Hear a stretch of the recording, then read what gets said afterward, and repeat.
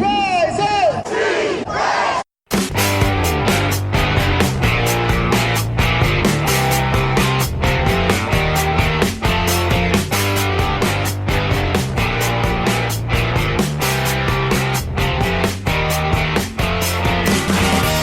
This is the Rise Up See Red podcast, all about the Arizona Cardinals and the NFL, featuring insider and outsider perspectives. Enjoy the best hour of Cardinals talk on the web. Now here are your hosts, Jess Root and Seth Cox.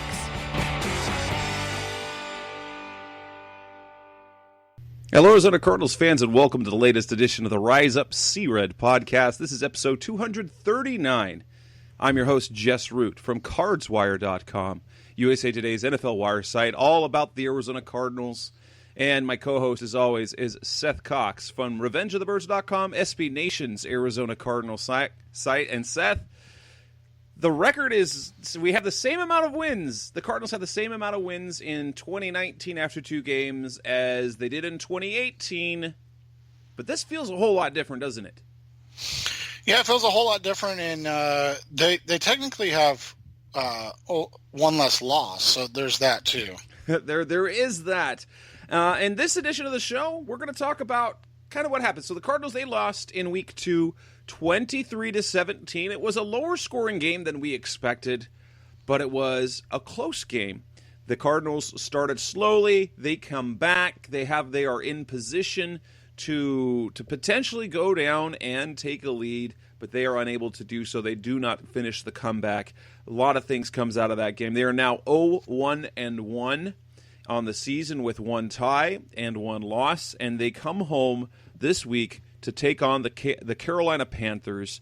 It might be without Cam Newton. That's going to be interesting. We're going to talk about that. So what's on tap for the show tonight? We're recording on a Tuesday night. We're going to talk about whether or not we're more disappointed or pleased with the loss. We're going to talk about good and the bad on the offensive side of the ball, because there was both good and bad on the defensive side of the ball.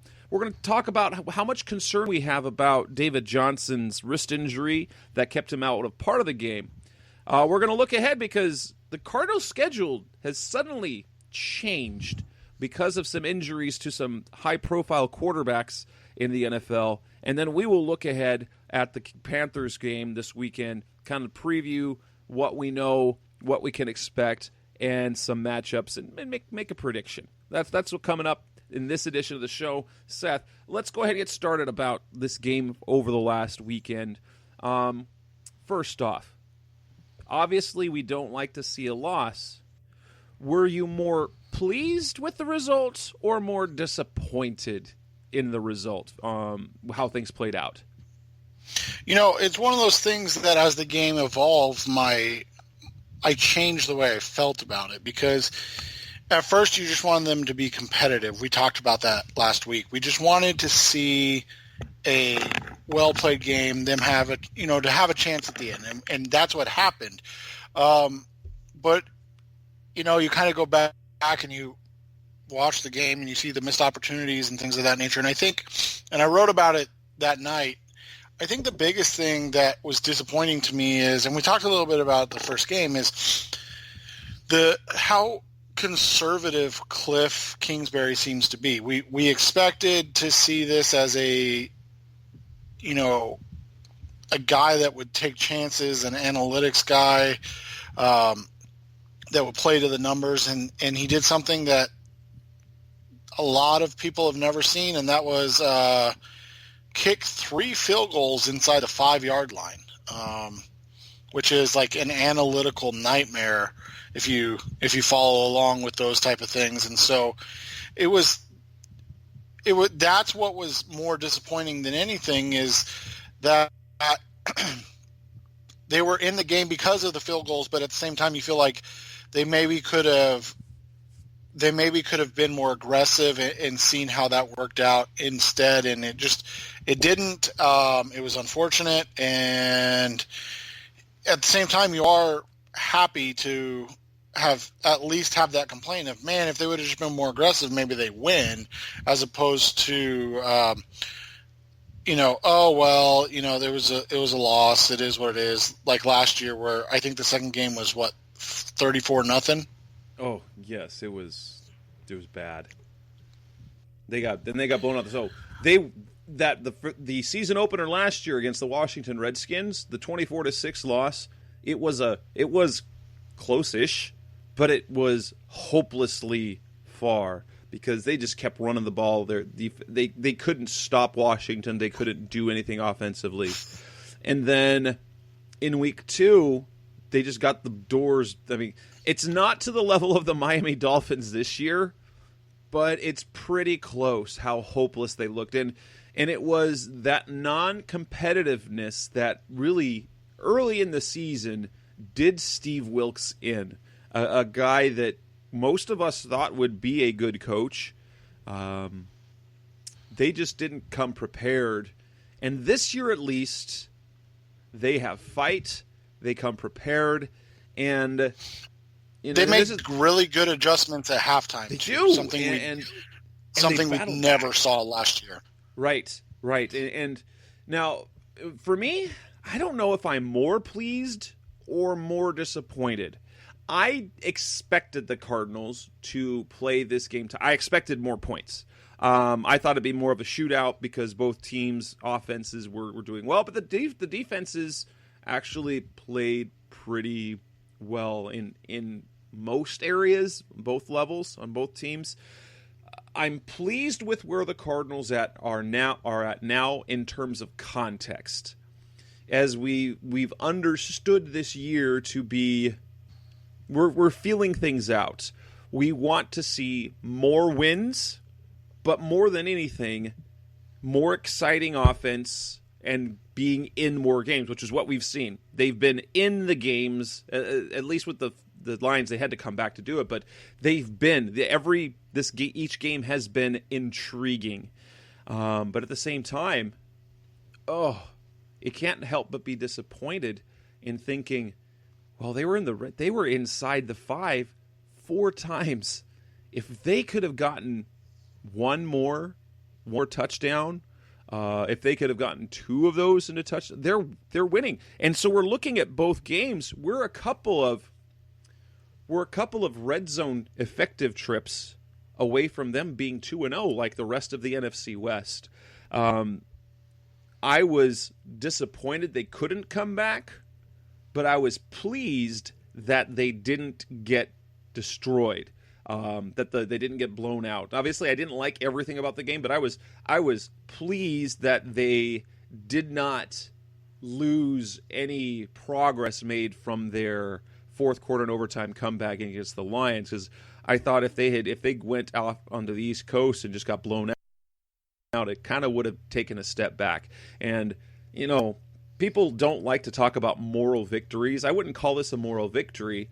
I would call it a step in the right direction, because historically the Cardinals just are non-competitive in these East Coast games in the early time slot. And not only were they competitive, they were in a position where they could have gone down and won that game. It just didn't happen. So I'm pleased with this overall place where they are at in the season, but I'm disappointed that they couldn't have. This would have made for a great start. You have the comeback in week 1, and if they could come back and get a game-winning drive against the Ravens, that is the beginning. It's a perfect storybook beginning to Kyler Murray's career. For you college football fans, for those who follow Arizona State, it was that sort of thing that freshman Jaden Daniels was able to do against Michigan State. Lead a game-winning drive late in the game to kind of establish as a freshman, or as in this case a rookie like Kyler Murray, hey, I'm a force to be reckoned with. This team is not going away, and we're going to steal some wins. Yeah, and they're in, a good pace, and it's looking better. It was a bit disappointing, the ending, but you also have to be excited about the fact that they're continuing to grow and being better. And like you said, that's a tough game in a tough place against a team that's, really talented. And so when you look at kind of everything that happened, it was, like you said, kind of a moral victory, a step in the right direction. But in the end, like, I think you can be okay being disappointed in it because you're now changing your expectations for this team. It's not just they're going to get run out of the building every week or things like that. Now all of a sudden you're saying, like, hey, this is a team that can compete and should be able to win some football games. I mean, I'm not changing my 7 wins or anything like that, but they may be able to stack, 3 or 4 wins over the next 5 or 6 games. And that's true, because if you look ahead at the schedule, assuming they make progress like they do, let's think optimistically. The Carolina game, winnable. And if we want to look at the context, this is the situation the Cardinals were in a year ago. They had lost their opener at home. They lost the second game. They got to come back and play at home, and they get Bears game, and then it was disappointing because things just fell apart for Sam Bradford. And 2 weeks in a row that the season's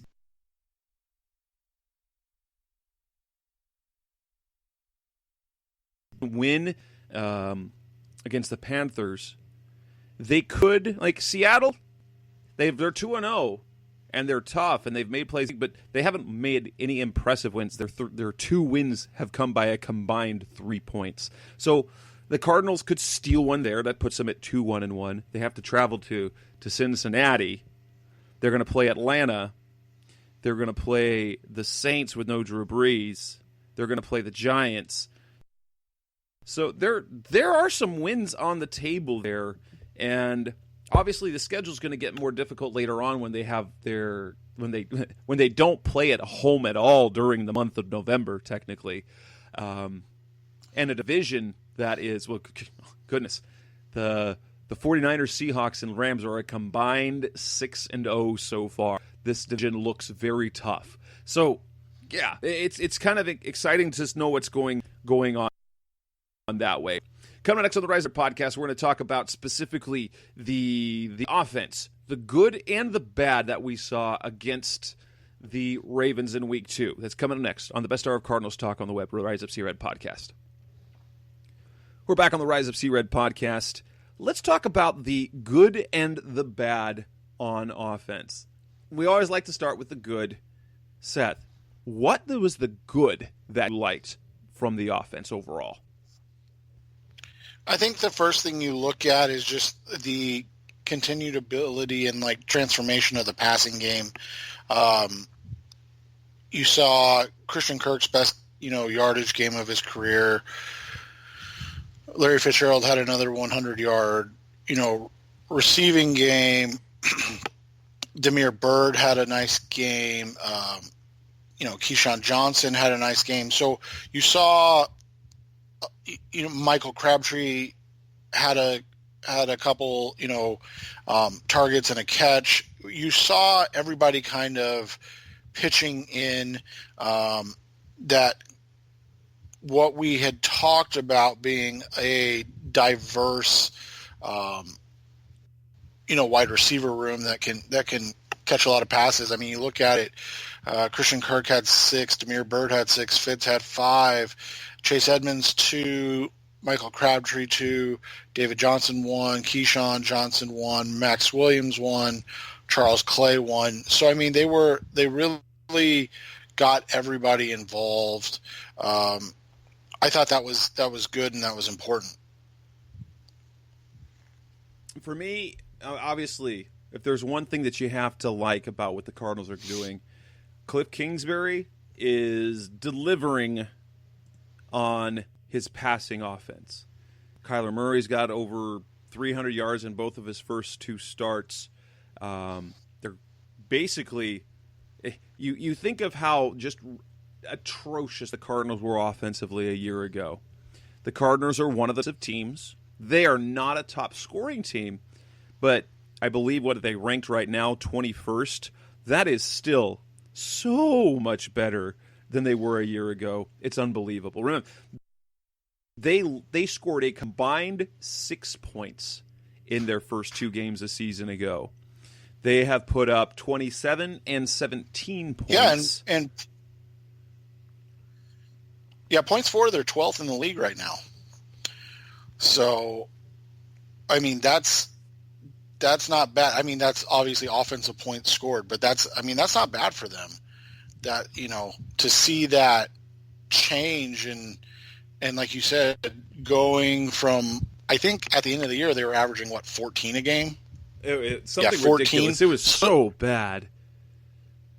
So they're up to 22 a game through 2 games. I mean, just 2 games in one, and honestly, they play 2 good defenses. That's the other thing that may get lost in this, is that the Lions just completely manhandled a Chargers team that a lot of people had, predicted to go to the Super Bowl. The week before, the Chargers scored 30 points on the Indianapolis Colts, and they could only put up 10 points on the Detroit Lions. So, I mean, the Cardinals are doing it against top-notch defenses thus far. That's, like you said, that's big. It's not, obviously they haven't done enough to win, but it's the improvement that we were promised. Right. They're moving the ball. The passing offense is as advertised. They're getting everyone involved. I mean, how can you not be thrilled with the production of Larry Fitzgerald, who's, he's on pace for, I think, for after 2 games. No, first, he's never, ever had 2 100-yard games to start a season in his career until this year. David Johnson's the only player to do it ever. The last time he had 2 consecutive 100-yard games was 2015. He is on pace at the moment. I know it's, pacing is ridiculous after 2 games, but based on 2 games, he's on pace for 104 catches for about 1,700. That is bonkers. And you look at Kyler Murray, who is on pace to completely obliterate the rookie passing yards record. Andrew Luck set the record with about more than 4,300. Murray's on pace for over 5,200, which is absurd, but completely believable because they continue to throw the ball a lot. They continue to be effective doing it. They're moving the ball. And this is, honestly, I've said this multiple times on the show in what I thought the offense would be. I thought they would end up being a very, very prolific moving the ball offense that would not score at the same rate at least this year. That is all looking to be true so far. I think they'll get fixed later on, but there's definitely plenty that you can like. But it's not everything good. And here's the thing. The offense isn't really good yet. The passing game is doing well. There are still some bad things. What is your first bad in terms of the offense? I think the first thing you look at is I'd like to see them get their running backs more involved. I'm not even talking about running the ball. Even if they're just more involved in the passing game, especially near the goal line and things of that nature, in short yardage distances, there's a way to get them, going in different directions. You look at that play, and I know we're talking about running backs, but you look at that play to Christian Kirk, where they sent him in a orbit motion and then brought him back out for the kind of like pseudo screen pass that got them down to the 2. And you think to yourself, okay, well, why couldn't we have just done that with 2 backs and done, the fake screen to David Johnson one way and then come back to Chase Edmonds the other way? Like, there's just so much that they can do. And you go back to Kingsbury's playbook at Texas Tech, and there's so many things he does with 2 running backs in. And so it's just a little baffling that they haven't done it yet. And it may be early and they're still working it in. I mean, you can only implement so much, and he had been at Texas Tech for 6 years. So I get that it's a little bit different, but you would like to see just a little more involvement with the running backs, because they are 2 talented they are two talented players that you'd like to see be able to get the ball a little more. Obviously, for me, what is one of the major concerns is well, people are going to look at the pass run ratio, and it's going to be concerning. It is a little extreme. I get, but they did a better job in week 1. The running game hasn't been horrific. It was bad against Baltimore, but right now they're at a 3-1, so it's 75% pass. I'm with you that I want to see them get more involved, get the running backs more involved. I thought they did a good job in week 1. Week 2 was not the same case. It was definitely not the same case. And so that's what I'm looking forward to moving forward. The other thing, obviously, the offensive line did not. So the bad, I think, number one, we have to say the bad last week was Justin Murray. That did not go well in week 2. He was manhandled by Judon. And,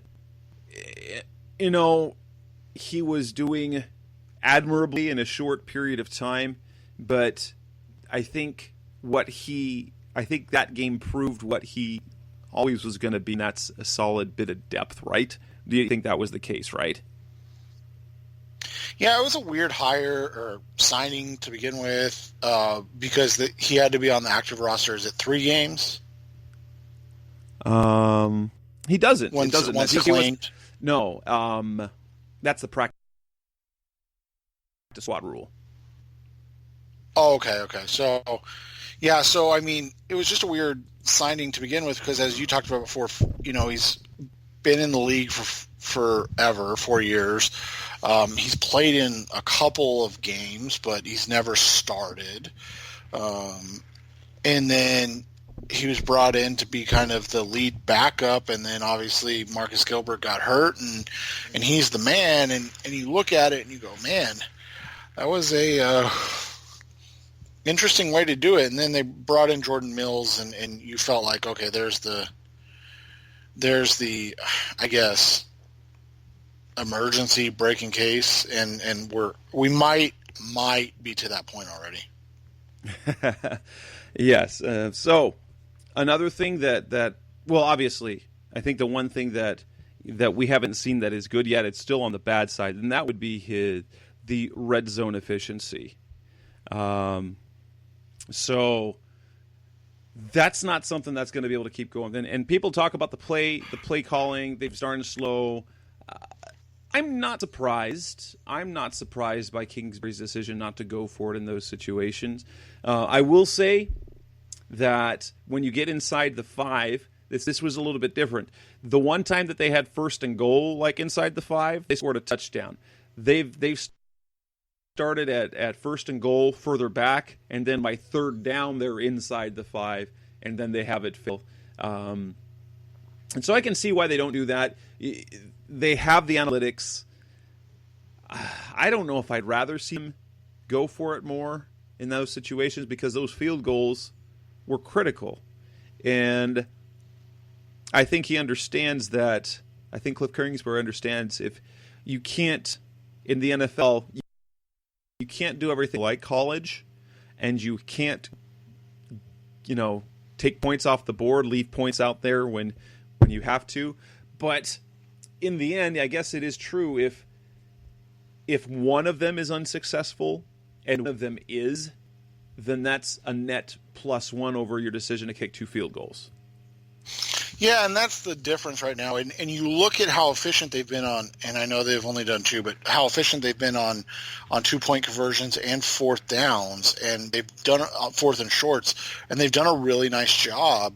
That it feels like those plays in the 4th and goal, especially goal to go under 5 yards, it feels like Kingsbury has enough tricks up his sleeve to really push the boundary on that. And so, it's a bit disappointing because you feel like you could have come away with a win or at least put yourself to just need a field goal to win as opposed to having to try to, get down there for a touchdown. But again, we're nitpicking because they didn't win when in general we expected them to hopefully not get blown out. So it's crazy to think that this is where our expectations are going.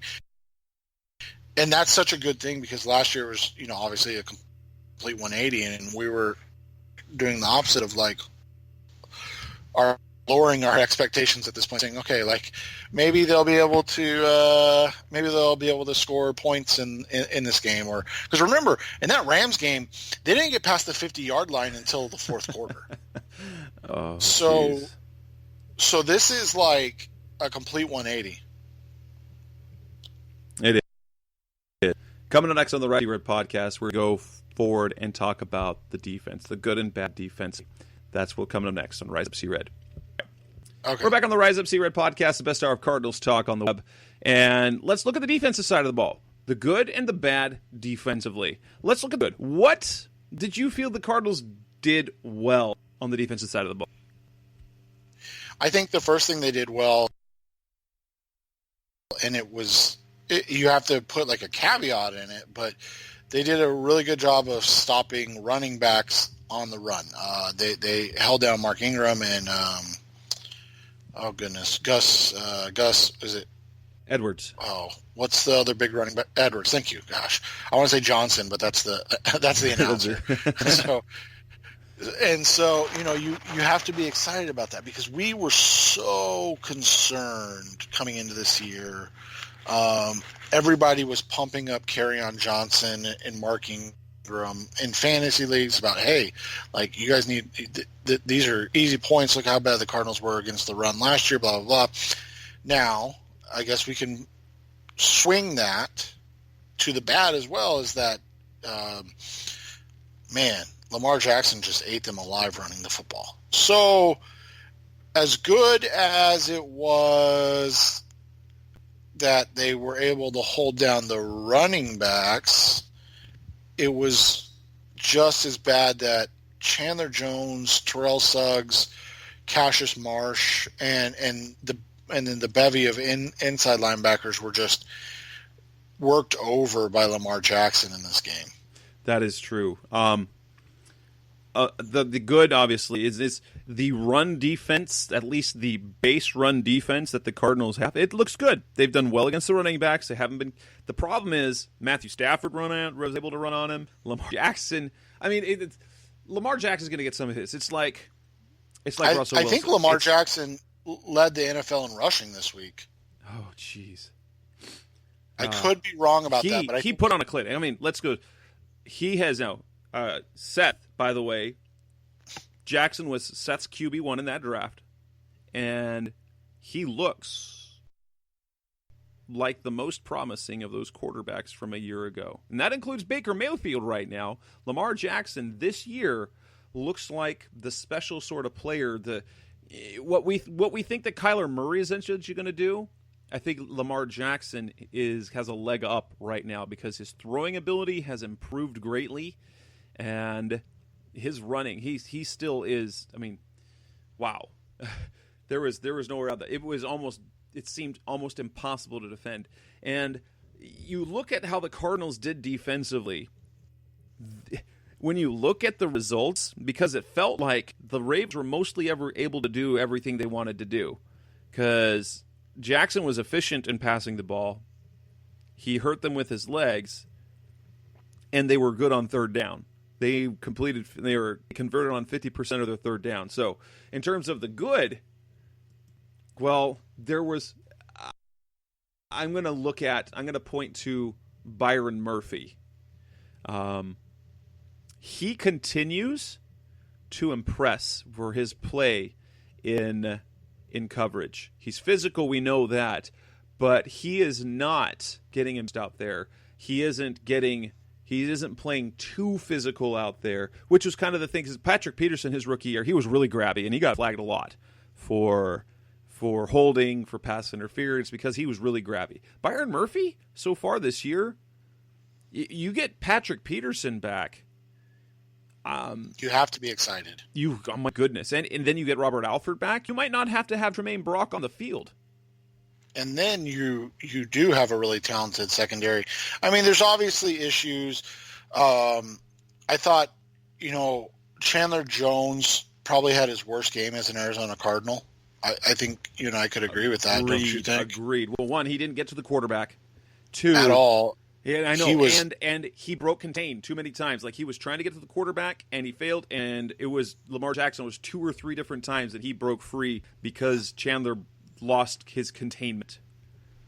Right. And so you look at that, and you just watch him,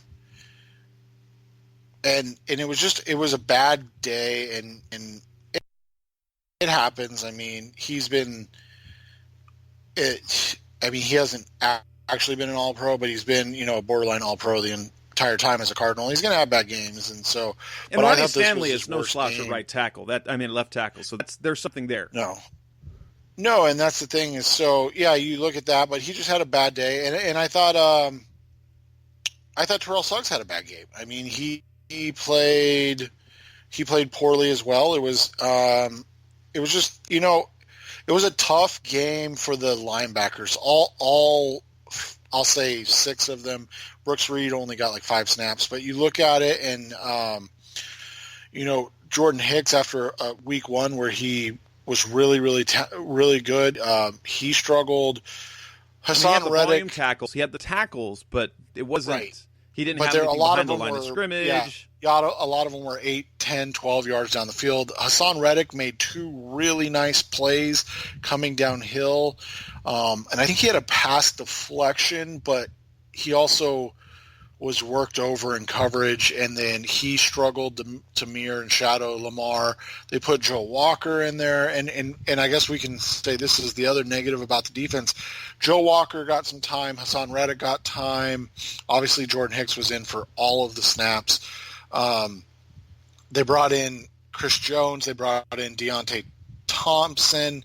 They tried anything and everything, and Mark Andrews just ate them alive from the tight end position. And that's a concern, because that's 2 weeks in a row. TJ Hawkinson, Mark Andrews, and guess who's coming to town this week? Greg Olsen, who is one of the best to ever play that position. Now, granted, he's older. They might not have Cam Newton, but the tight end position was overall pretty disappointing as a position last year outside of Rob Gronkowski and George Kittle. The Cardinals are putting the stats back into the tight ends. Yeah, they really are, and it's been a can you imagine? Oh no, those games against the 49ers. George Kittle? Yeah, George Kittle. Well, even you look at the Seahawks with Will Dissly.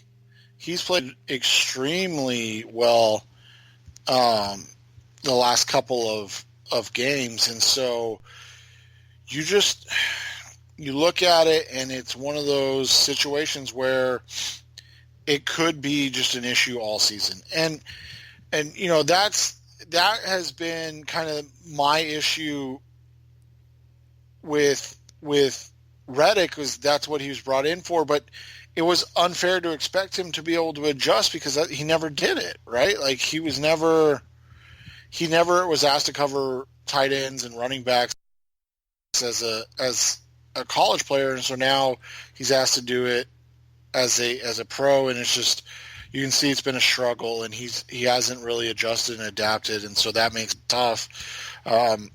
So you just, you look at it and you kind of go and you understand that maybe that's going to be a weak spot all season, and I don't know at this point if there's anything you can do about it. Which, by the way, when Todd Bowles was here, that was a concern. Tight ends were a concern under Todd Bowles. James Betcher, though, it seemed to get things fixed. James Betcher had better success for whatever reason, but maybe that's just one of the holes in Vance Joseph's defense, depending on the personnel that you have. And maybe,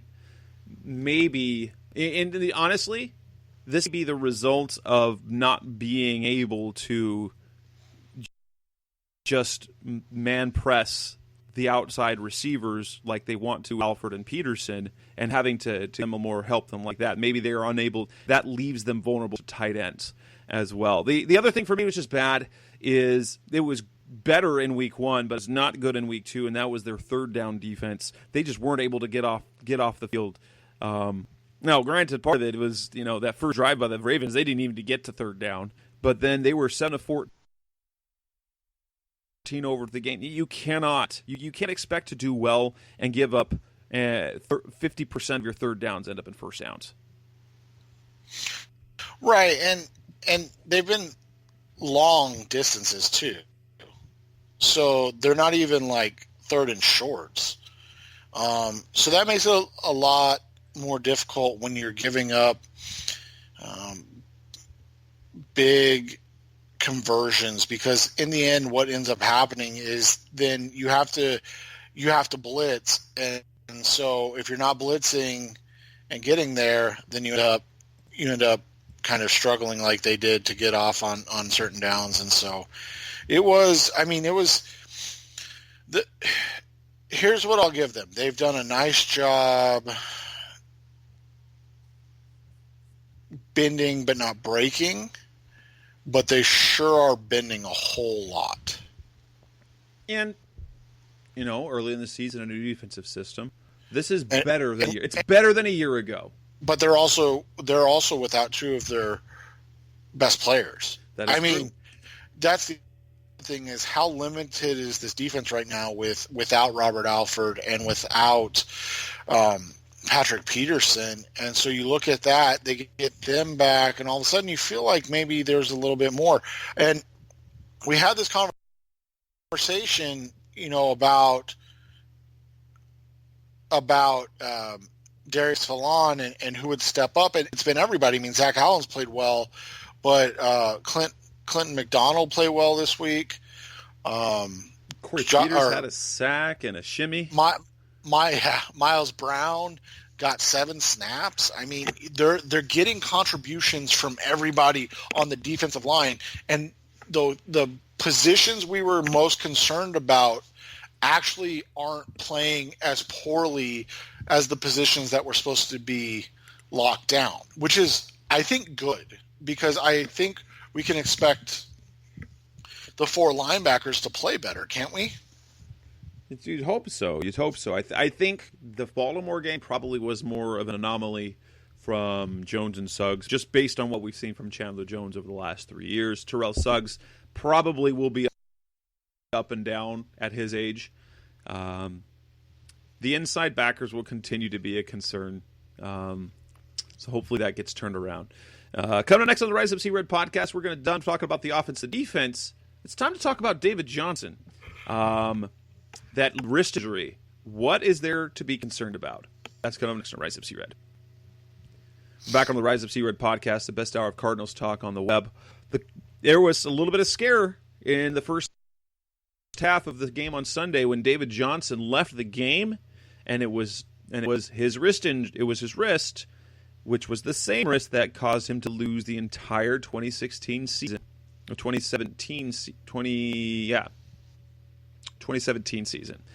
And he eventually came back into the game, but he rarely used after that. He says after the game, he was just a little scared. It felt weird. He was cautionary. Everything's fine.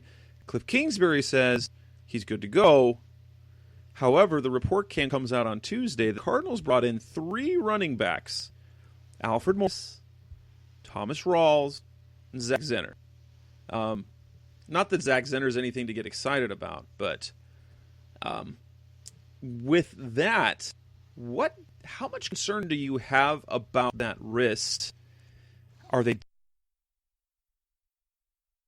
downplaying it? Is this due diligence, or are we looking at a Carolina Panthers game with a limited David Johnson? I think we could have a limited David Johnson, and that's unfortunate, but he's been kind of slow this last game. He wasn't as elusive as you'd hope, and so you kind of look at it and you wonder if they're able to maybe get a little more of Chase Edmonds in there and kind of utilize him a little more. it is concerning because he is such a valuable part to this offense, and they really need him to be out there and available at 100%, so they're able to kind of use the full force of the offense. Because we saw they didn't utilize the running game very much. There wasn't a ton of running room, but I think you had a good point that they saw David struggling and kind of got away from it. Right. Between his injury, the effectiveness being down, and honestly, that passing game is going to be the bread and butter of this team this year. Cliff Kingsbury said, obviously, the ideal situation is 50-50. But that 50-50 is going to come when they build a lead. They're going to try and run a little bit early. They're going to pass the ball in the middle, and if they've got to win, they're going to run the ball late, and that's how they're going to get their balance. I'm not of like, I don't think that they have to fix the run. They just need, and Bruce Arians said this, you don't need a dominant running game. You need an effective running game. You need the threat of a running game to open the passing game. And we know in this league, it's a passing league. But once you open up the pass and you've got a lead, as long as you're not down by more than one score, that's when they mix the run in, and it then makes your offense that much more efficient. Am I concerned about David Johnson? Yes. I'm concerned, like, when you bring in a guy like Alfred Morris, you bring in a vet like that. Thomas Rawls, maybe they're just kicking the tires because he hasn't done anything since his rookie year. And Zach Zenner is a nice complementary piece. The thing I find interesting to me is the lip service they keep giving Chase Edmonds in terms of how they feel about him dating back to last season as a rookie. They keep saying great things about him, but when it came to act, when David Johnson was out of the game and Chase Edmonds had 24 snaps offense, they gave him exactly one carry and threw the ball to him twice. So while they say they trust him, they clearly do not trust him at the same level, or even anywhere near the same level as David Johnson. Even though he does some things a little bit better than Johnson. He's not afraid to block. Johnson sometimes misses some things. He's still not a great blocker.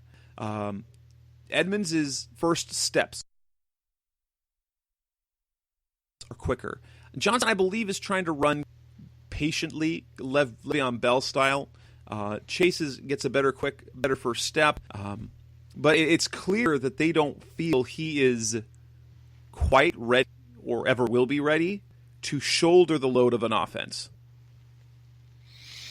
Yeah, and you wonder if they're concerned about his ability to shoulder a load and that he's more of a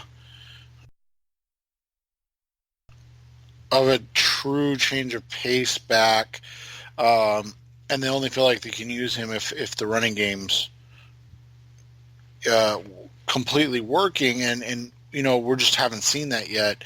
And that's what I was talking about earlier. We haven't exactly seen the full arsenal of this offense yet, at least what they did or what he did at Texas Tech. So I think in the end you're going to see more, and we're just kind of in a holding pattern as they continue to work into and more of the offense, and that includes like the Chase the Chase Edmonds section, and I just don't know if they're there yet, and that's what the issue is, because I think that there is more. I think that there's a lot more. We just haven't completely got there.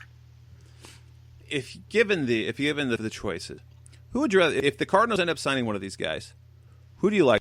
Alfred Morris, Thomas Rawls, Zach Zenner.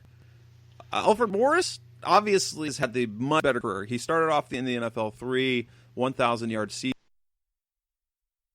seasons.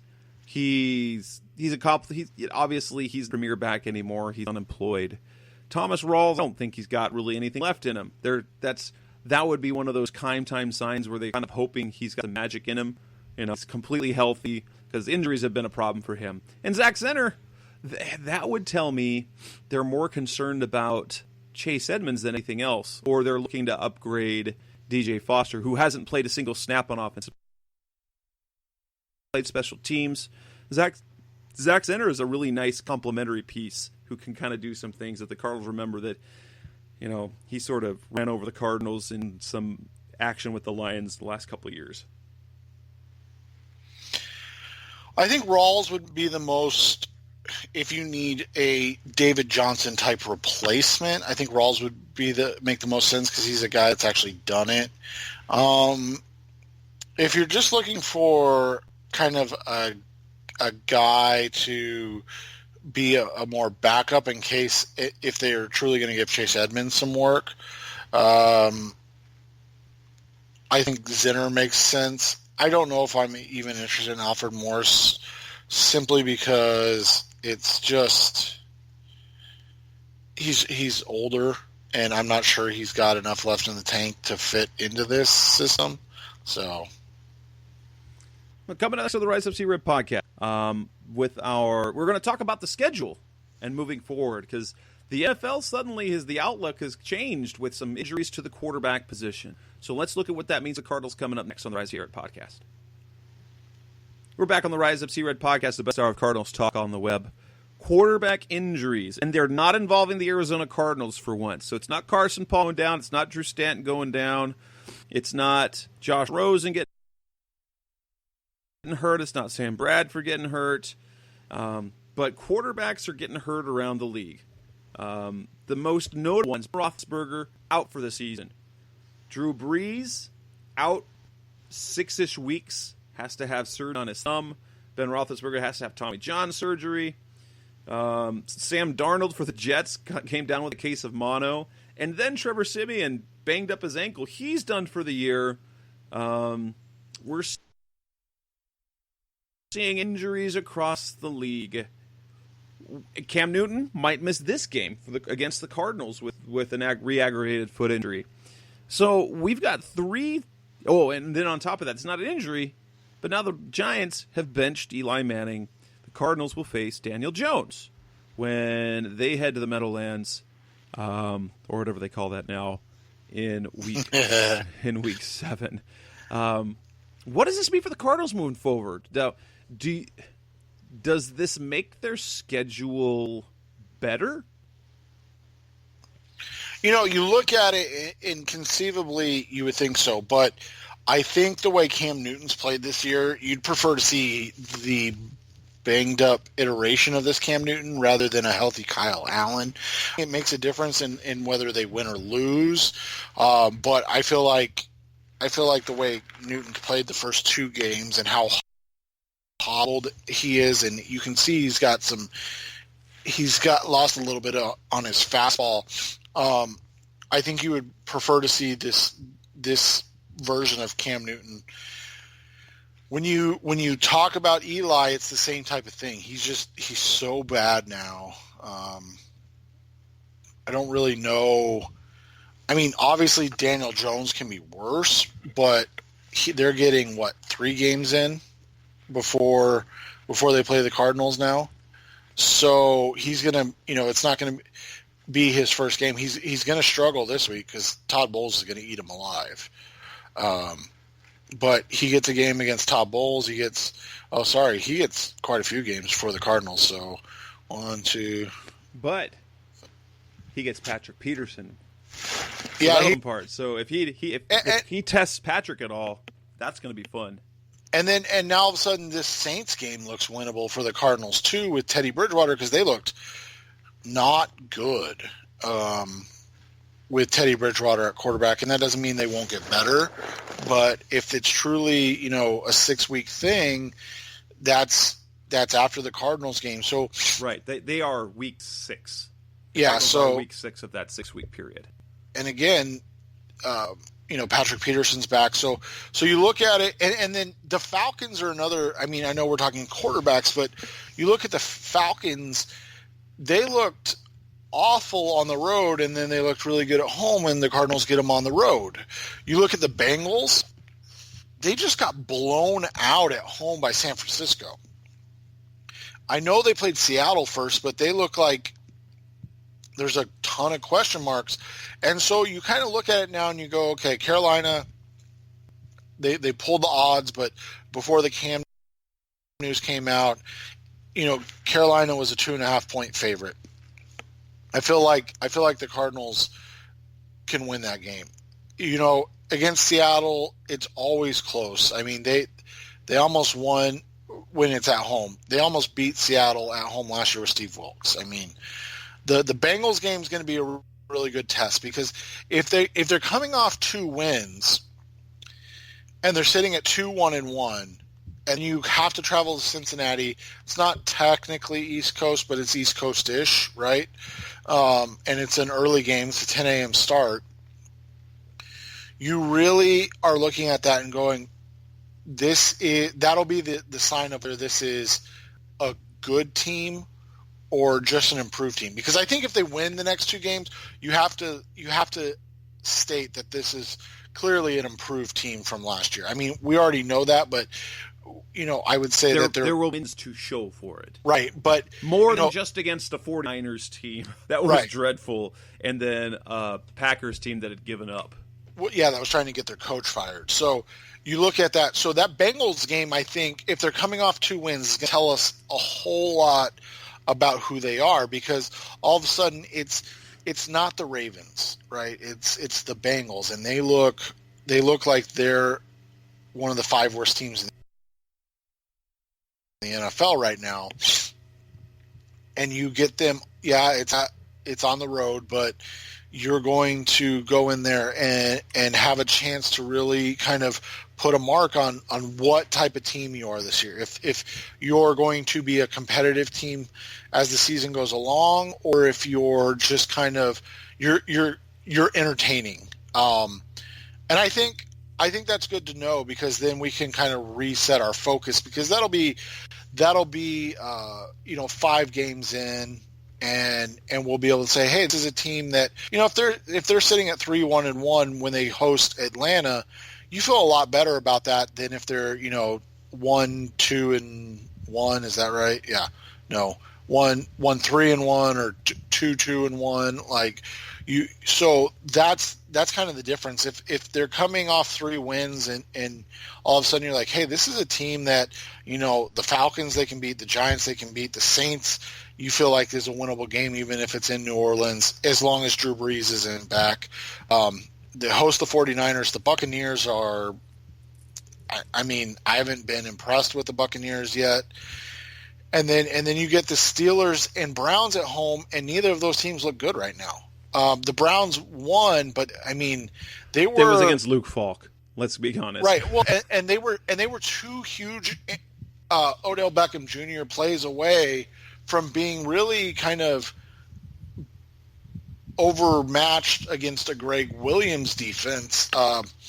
And so you're hoping that doesn't really have any talent at corners. So you're hoping by the time, the Browns are in town, that Robert Alford's back, Patrick Peterson will be back and be way at full speed. And so now all of a sudden you're saying, okay, let's revisit this after Cincinnati. Let's revisit who this team is and what our expectation levels are.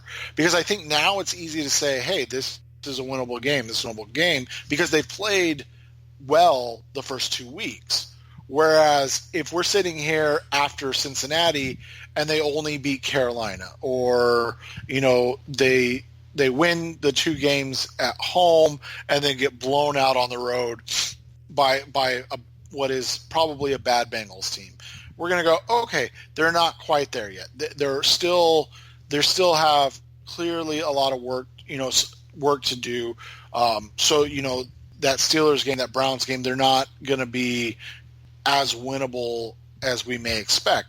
But if they're sitting, if they beat Cincinnati and they're sitting at 3-1-1, we're going to go, all right, all of a sudden these games that we had kind of penciled in as L's, now we're just going to erase it. We're not going to pencil in anything, but now we're going to erase it because we feel like this team has a chance to compete. And this season, come the year, they have a very formidable list of quarterbacks to face. Obviously, they're going to Russell Wilson and Jared Goff, but Matthew Stafford. I didn't put Lamar Jackson in that category yet because he's not super established. He looks great. So Matthew Stafford, Matt Ryan, Drew Brees, Ben Roethlisberger. So you've got some big names, Baker Mayfield. Now those names are changing. Cam Newton. Now it's changing to potentially Kyle Allen, Teddy Bridgewater, and Mason Rudolph. Which and that's the thing is, so like you listen to Pittsburgh fans, they're and obviously, I mean, we didn't even talk about this, but Pittsburgh just traded a first round pick for Minkah Fitzpatrick to the Miami Dolphins, and the question was posed to me by a group text I'm in: is that a top 5 pick? Could that end up being a top 5 pick? And so clearly the Steelers don't feel like they're done, but it sure looks worse from the outside, I would say. Obviously we'll see as it's kind of plays out, but I would say thus far you look at it and you go, hey, this is a team that you can expect to at least have a good chance to beat. I mean, they were drilled by the Patriots, and then they lost at home to Seattle. It wasn't a road game. I mean, if that game's in Seattle and they lose, we're not surprised, right? But it was not. It was in Pittsburgh. And I know it's Mason Rudolph, but still, it was in Pittsburgh, right? Well, and you can't exactly just pen in those wins. They have to be questionable. The Cardinals don't have a great history against backup quarterbacks. Let's look at the history that they've had. They lost. Well, this was the Landry Jones game with the Steelers. Comes to mind. They've lost to Greg McElroy. Again, that was also in part because it was Ryan Lindley. They've lost they lost to Vinny Testaverde a long time ago. They lost to Jimmy Garoppolo. Luckily, they didn't lose to Nick Mullins or C.J. Beathard, so they've got that to do. They've got that going for them. But it's not like they have set the world on fire and taken advantage of backup quarterbacks. I mean, Jacoby Brissett years ago, they squeaked out an overtime win against. Yeah, and so you look at it, I think that's the whole thing, is that it gives them a better opportunity to be successful. But as you said, there's no guarantee, and that's why I said, I don't think we can properly, I mean, if they lose the next 2 games, then obviously the Bengals game doesn't matter. But if they're able to win one or both of these next 2 games and then go into that Bengals game, that's where we can set our expectations, because then all of a sudden the expectations change. Because if you beat the Bengals and let's say they're 0-4 at that point, then you change your expectation to they could to they should. Yeah, they right? should be in the mix. They should be competitive and be in the mix. And so that's the only thing that's changing. This isn't. We're still not 2015 Cardinals. But what we're doing is we're saying, hey, like these next 3 games can reestablish our expectation levels for this team in this season. And maybe all of a sudden in the NFC, where it seems kind of wide open, doesn't it? Like, it doesn't seem like – I mean, I guess the Cowboys and the Rams have been the best 2 teams thus far. But, like, the NFC North doesn't seem quite as tough as we expected. I mean, hell, the NFC West has 3 2-0 teams so far. The NFC East seems – I mean, I don't know what to make of the Eagles. And so you just look at it, and then the NFC South in ruins already. I mean, is a 9-7 team may win that division. So there's a lot of question marks to the NFC this year, and all of a sudden it may be wide open enough where, the Cardinals just need to find a way to start stacking wins, but first things first, they have to win a game. And so that's kind of where it starts. It has to start this week, and then you go from there. Coming on next on the Rise Up See Red podcast, the best hour of Cardinals talk on the web. We're going to talk about the matchup against the Carolina Panthers now in Week 3. Break it down, that sort of thing. That's coming up next on Rise Up See Red. We're back on the Rise Up See Red podcast for the last segment of the show. So let's talk about the Panthers. So if they do end up going without Cam Newton, what do we need to worry about offensively?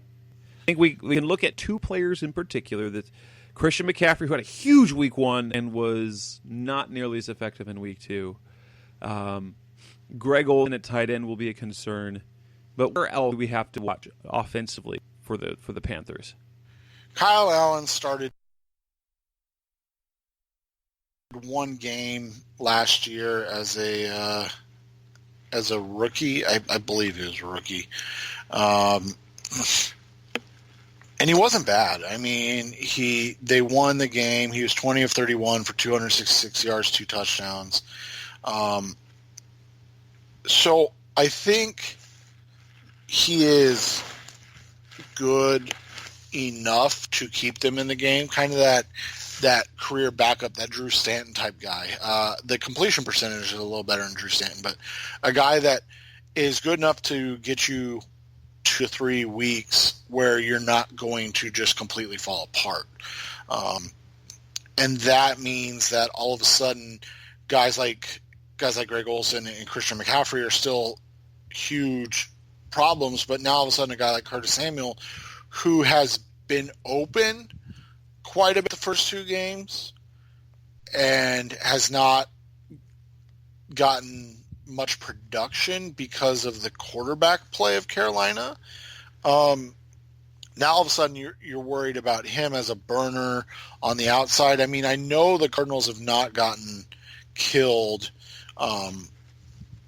or didn't get killed this week deep. I mean, Marquise Brown had a nice game, but it wasn't like they were just, destroyed like they were by Danny Amendola in that game.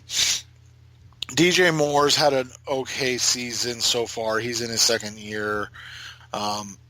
Allegedly, the Cardinals were really high on him per John Gambadoro.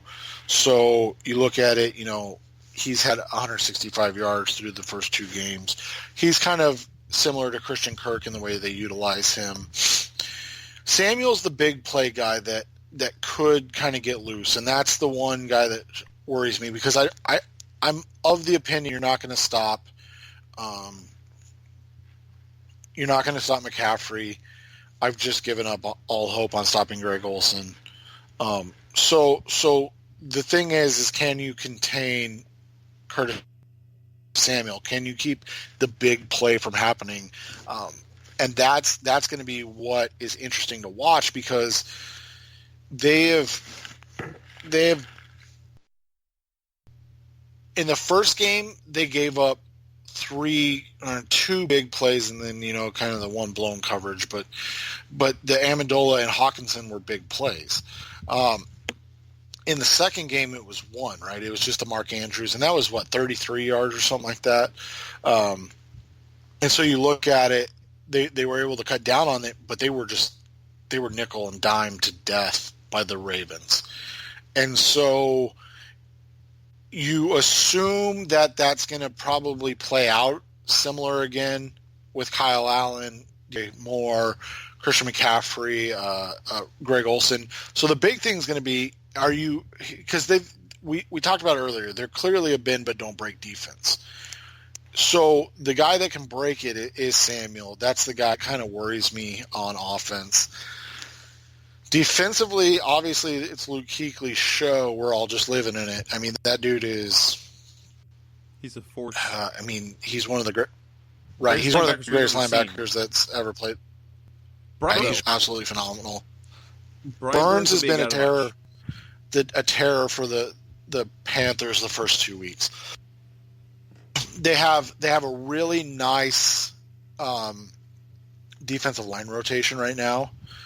So they still have obviously Kawan Short, that's the guy everybody knows. But they brought in Dontari Poe. He's had a nice 2 games for them in his first season with them. And then they brought in, Gerald McCoy. And so they've got, a 3-man rotation that's really, really talented and can push interior pocket. Justin Pugh and J.R. Sweezy have played well, I think, the first 2 games. I think they've played better than anybody expected them to. Would you agree with that? I would agree. Sweezy's been pretty solid, aside from, trying to dump Murray in that one play. Both his holding penalties have been very questionable. Right. And so, they've been playing well. AQ Shipley was really bad last game. We can say that. And so that's the concern if they're lining up somebody directly on Shipley. Is he going to be able to hold up, especially with that rotation? I mean, Short, Poe, and McCoy, that's, like I said, that's a really formidable trio that they're able to rotate. Burns, through 2 games, he only has 1 sack, but he's got 4 quarterback hits already. He's got a tackle for loss. He's a Gumby out there, and he's going to be a problem. And then the guy that's played extremely well through 2 weeks has been James Bradbury, their top cornerback. And so the question will be, who gets Bradbury? Is he moving around with one guy, or is he going to play one side of the field? If he's on the one side of the field, he moved around quite a bit with Mike Evans. He had a nice game against Evans. I mean, the one big play Evans had, it was similar coverage to what Tremaine Brock had on Marquise Brown on that last throw of the game, where you go, okay, that beat us. I mean, you're upset, but you understand, like, a great throw is always going to beat great coverage.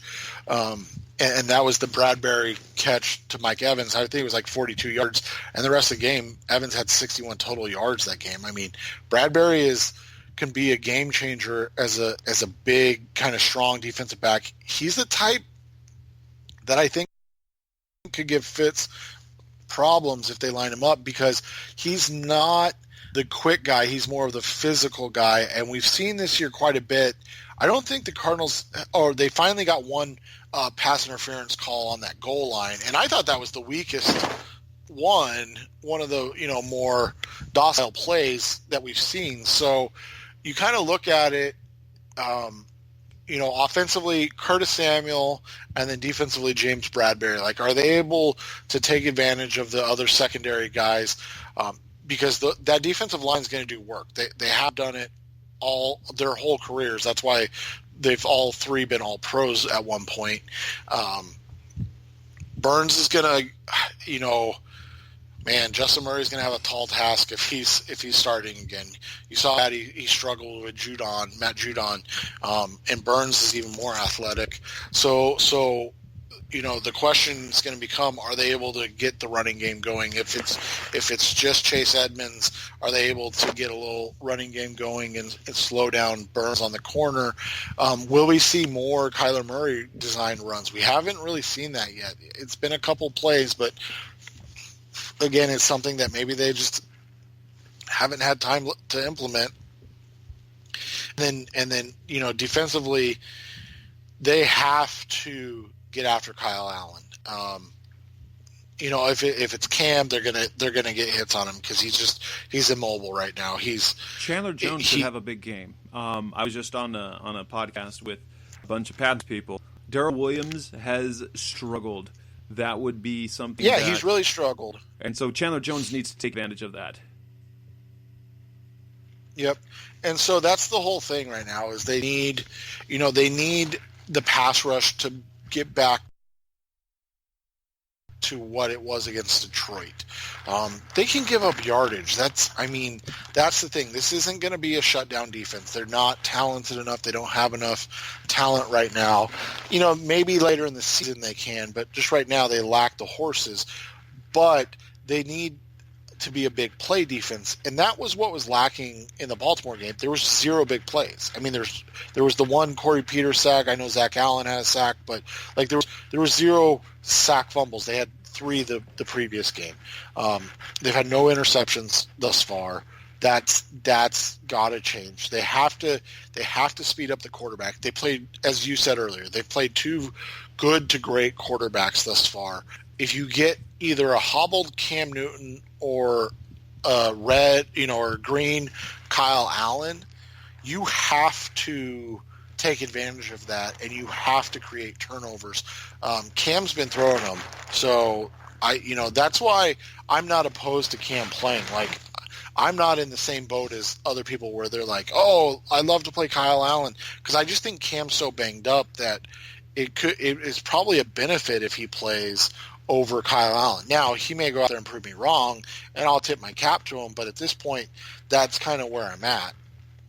I predict the Cardinals will come away with their first win of the year. I think they'll be able to, because I think they will get out to an earlier lead, and I think they pull out this game 27-17. What are your thoughts?